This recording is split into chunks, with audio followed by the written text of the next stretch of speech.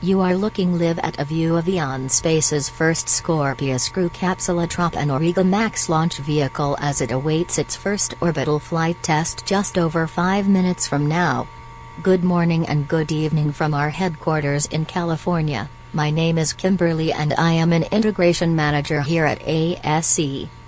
This mission is an independent one by ASC designed to test a full launch, orbital operations, re-entry, splashdown and recovery of our Scorpius capsule.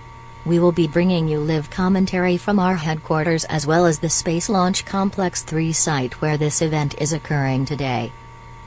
Using what we learned from the pad abort test with our dummy test astronaut on board, we have made the necessary upgrades to the spacecraft to ensure this mission is successfully completed so we can fly humans sooner. Let's go over to ASC's Mark Roberts to break down what you are looking at and how the mission will progress. Hello, I am Mark, a senior reliability engineer here at Eon Space. You are looking at Auriga Max Launch Vehicle 21, or LV0021. The first roughly 2/3 of the vehicle is the first stage booster, which is the reusable part. We will not be reflying a booster today to minimize risk of failure, and we haven't demonstrated that with this vehicle. It has 3 AE3 engines which use methane and liquid oxygen as fuel. The part above that is the second stage, which has a single AE3U engine optimized for use in the vacuum of space. Finally, we have the Scorpius spacecraft, which is comprised of 2 parts. The service, which houses 2 SAS engines, and also has solar panels and other instruments for power. These engines are used only in emergencies and the result of a catastrophic failure, on the pad or in flight. These are inactive for today's mission. The second part is the capsule, which is where the astronauts would be, but today's launch is uncrewed. The capsule is the part featured a docking port, RCS thrusters, a side hatch, a heat shield, and protective covers. The first portion of this morning's mission is first stage flight, which is the part where the first stage is using its engines to push the payloads to orbit. After that we have main engine cut off, where the engines shut down, and then stage separation. Once staging occurs, the second stage engine ignites. The initial burn will be rather short before we coast up to apogee and relight the engine for a longer burn to enter orbit. While that is happening, the first stage will attempt a soft water landing downrange at sea, and video coverage may not be great. This is a challenging landing and we don't expect it to succeed. Around a minute and a half after CO2, the Scorpius capsule will separate from the upper stage and then deploy its protective nose cone. In case you didn't know, we preformed a pad abort test of the Scorpius spacecraft last month. Here's a clip of the launch. 5, 4, 3, 2, 1, launch.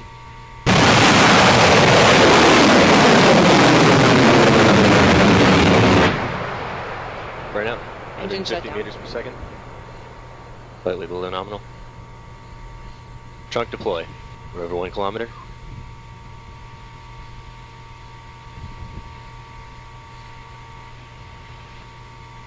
Jugs look good.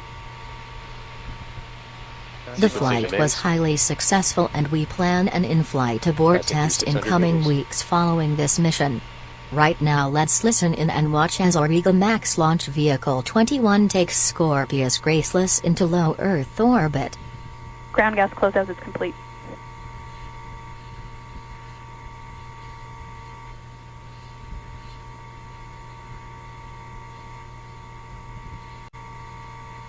Go for launch.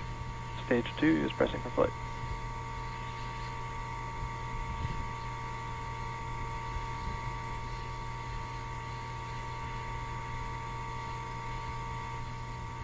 T-minus 30 seconds.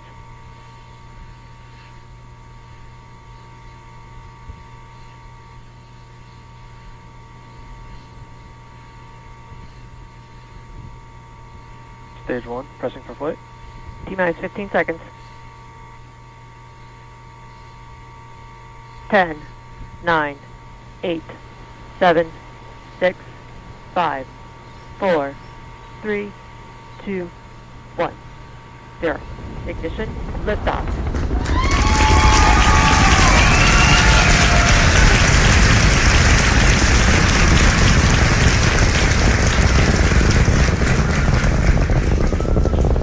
And Scorpius takes flight for the first time on an uncrewed test flight.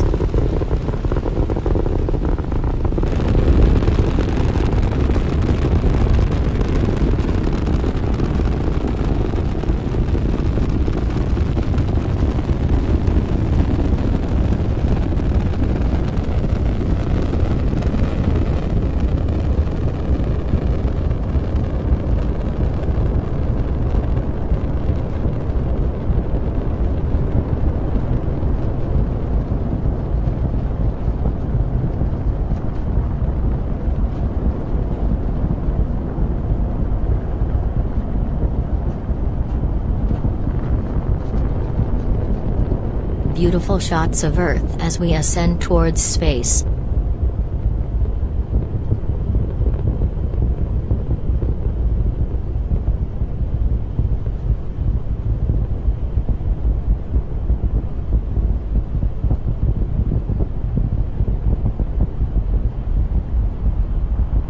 Unfortunately, I just got word that we will have no footage of the first stage's descent into the water, but we will get mission control communications.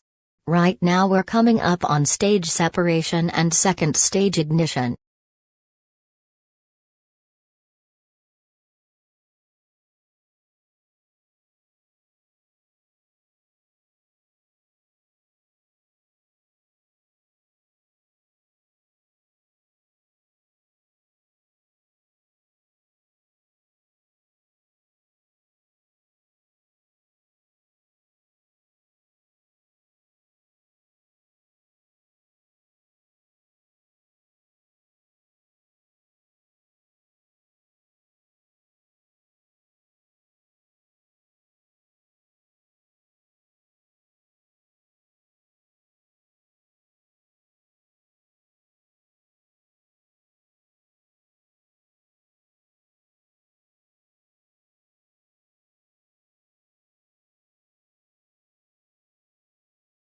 Stage 1 has reached apogee, the highest point in its flight path. It will begin its descent any moment now.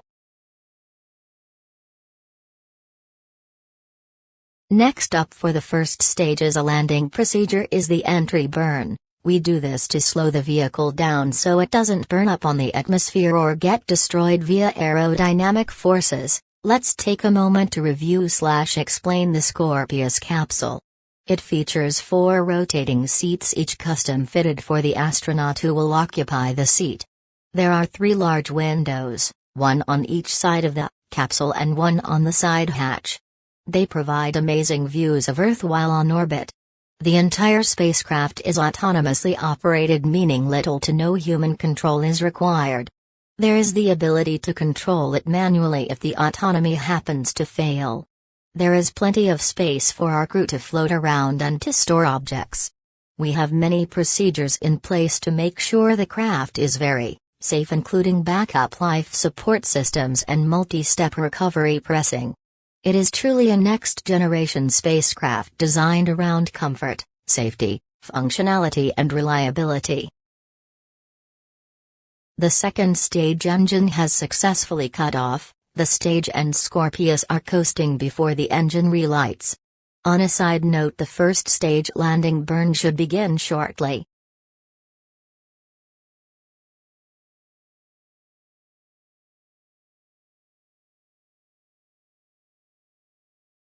Second stage engine is now burning again nominally, and the launch director confirms a good landing burn startup.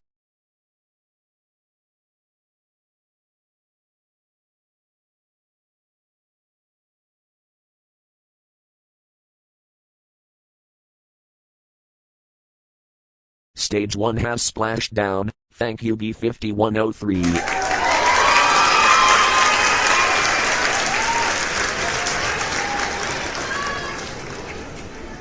Stage 1 has landed downrange at sea successfully.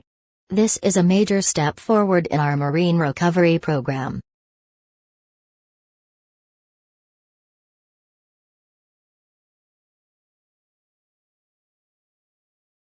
The engine burn aka SES-2 will place Scorpius into its initial low Earth orbit. Multiple burns of the SME engines will adjust its orbit. Tomorrow we will conduct an orbital maneuvering test with its RCS thrusters before returning to Earth 2 days later.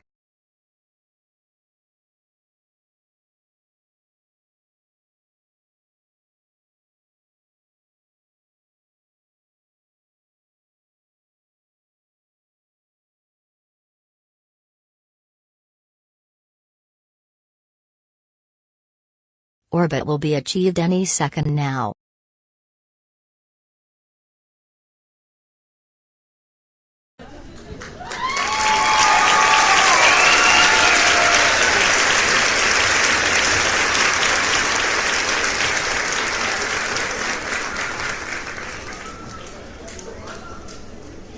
Welcome to Space Scorpius. Graceless is now in Earth's orbit on its first test flight.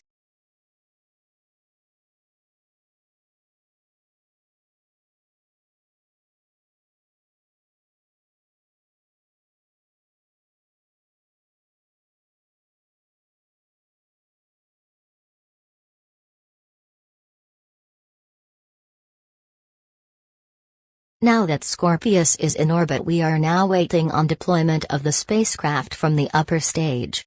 Then it will be free flying, ready for operations.